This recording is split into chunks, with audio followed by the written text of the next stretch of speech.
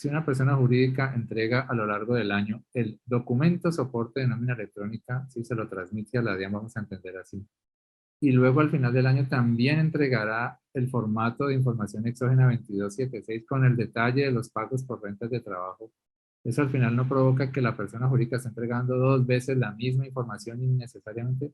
Pues desde mi punto de vista sí está entregando dos veces la información, porque a lo largo del año le hace a la DIAN la transmisión del documento soporte de nómina electrónica.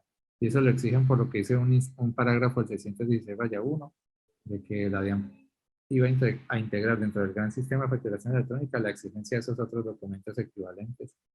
Y también lo pidieron con la resolución 013 de febrero de 2021, pero luego, por ejemplo, para el exógeno año grado 2022, cuando se acabe el año 2022, en la resolución 124 de octubre de 2021 dicen que hay que entregar el 2276. Entonces, muchas empresas a lo largo del año van entregando el documento de nómina electrónica y luego al final del año se tienen que sentar a hacer el 2276 para volverle a informar lo mismo. Pero resulta que aquí hay un artículo reciente, ¿sí?, donde estamos mirando de qué forma la DIAN termina aprovechándose de pedir este tipo de información a lo largo del año con esos documentos, por ejemplo, de nómina electrónica o hasta ahora, incluso el otro documento que empezó a ser electrónico ahorita en agosto, el de documento equivalente en compras a los no obligados a facturar. Entonces resulta que ustedes leen ese artículo, si lo buscan con estas palabras claves, y ¿qué pasa?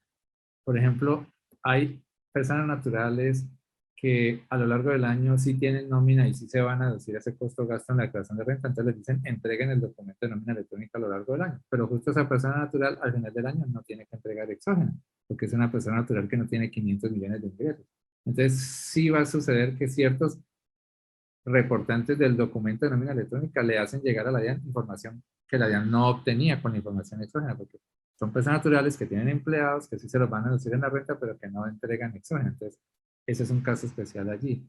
Y también sucede, aquí estamos mirando, de que hay empresas que a lo largo del año van entregando, por ejemplo, el documento de nómina electrónica, ¿sí?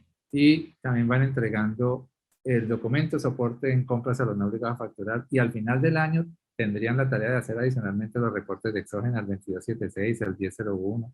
Pero resulta que si la empresa se liquida antes de que se acabe el año, entonces, ¿qué pasa? Cuando una sociedad se liquida durante el año, al final del año, ya no le piden entregar la exógena por la fracción de año.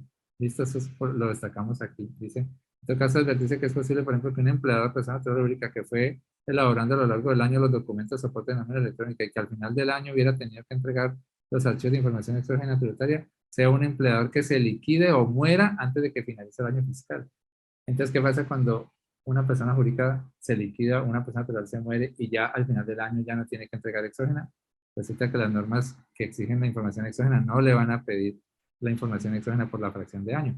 Entonces, ahí sí la DIAN le habrá servido que al menos en la fracción de año en la que alcanzó a hacer operaciones, le hizo llegar el documento de nómina electrónica para casar a los asalariados que quedan obligados a declarar, o le hizo llegar el documento soporte en compras a los no obligados a facturar y le va a ayudar a casar a esas personas naturales que ganan ingresos y que se esconden y que no presentan declaración de renta. La reforma tributaria de Petro quiere aumentar mucho los tributos a personas que ya venimos tributando, pero hay muchos por ahí por fuera del radar de la DIAN, ¿sí? Que se esconden y que entonces con todo este tipo de documentos hay que irlos capturando como personas que en realidad están obligadas a facturar. Recuerden que si quedan obligadas a facturar, a declarar renta, perdón, y no lo hacen, entonces la DIAN ya le va a aplicar lo que dice el artículo 616-5 del Estatuto Tributario y la resolución 1202 de agosto de 2022 de que le van a hacer una facturación del impuesto de renta. De eso ya estuvimos hablando en un consultorio de una semana, de hace una semana atrás.